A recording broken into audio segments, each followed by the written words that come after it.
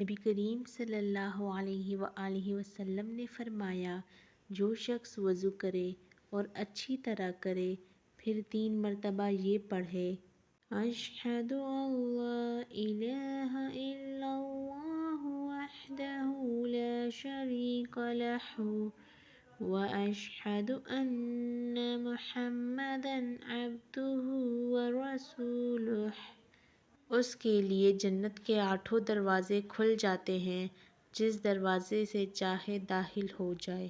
سیدنا ابو ہریرہ رضی اللہ تعالیٰ عنہ سے روایت ہے کہ رسول اللہ صلی اللہ علیہ وآلہ وسلم نے فرمایا، تم میں سے کسی کے پاس شیطان آتا ہے اور پہلے تمہارے دل میں تو یہ سوال پیدا کرتا ہے کہ فلاں چیز کس نے پیدا کی، فلاں چیز کس نے پیدا کی، اور آخر میں بات یہاں تک پہنچا دیتا ہے کہ خود تمہارے رب کو کس نے پیدا کیا۔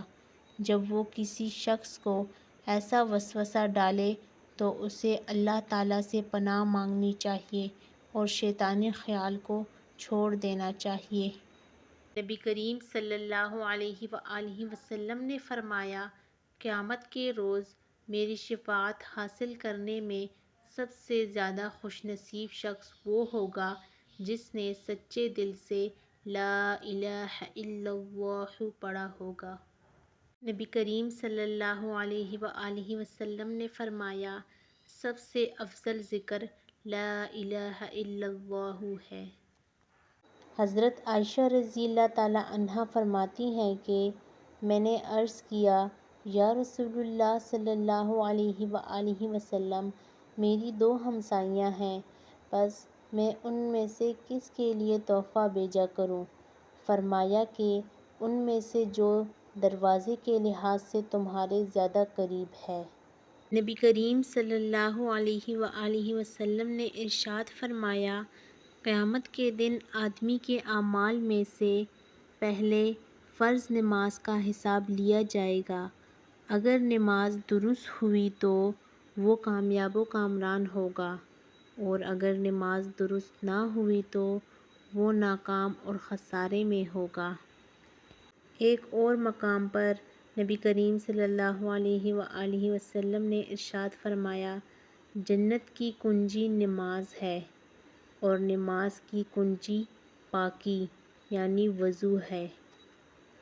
نبی کریم صلی اللہ علیہ وآلہ وسلم نے یہ حدیث بیان فرمائی کہ اللہ تعالیٰ فرماتے ہیں، میری محبت ان کے لیے ثابت ہو چکی ہے جو میرے لیے ایک دوسرے سے ملتے ہیں، اور میری محبت ان لوگوں پر ثابت ہو چکی ہے جو میری خاطر ایک دوسرے کی مدد کرتے ہیں۔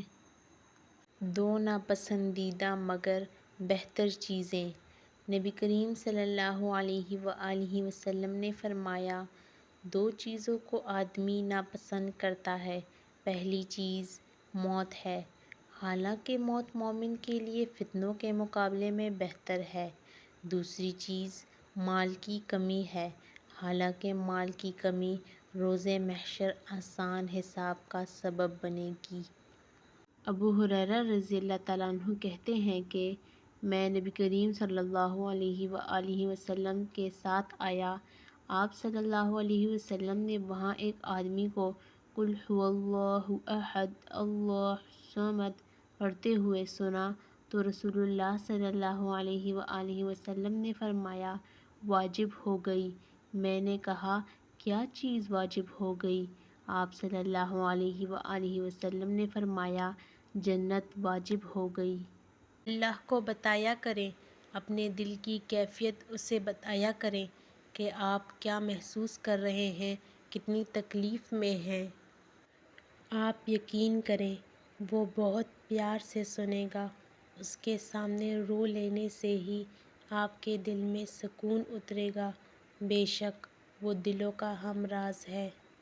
سیدنا عائشہ رضی اللہ تعالیٰ عنہا نے بیان کیا کہ نبی کریم صلی اللہ علیہ وآلہ وسلم جب اپنے بستر پر آرام فرمانے کے لیے لیٹتے تو اپنے دونوں ہتھیلیوں پر قل ھو اللہ احد اور سورۃ الفلق اور سورۃ الناس پڑھ کر دم کرتے تھے، پھر دونوں ہاتھوں کو چہرے پر اور جسم کے جس حصے تک ہاتھ پہنچ پاتا پھیرتے۔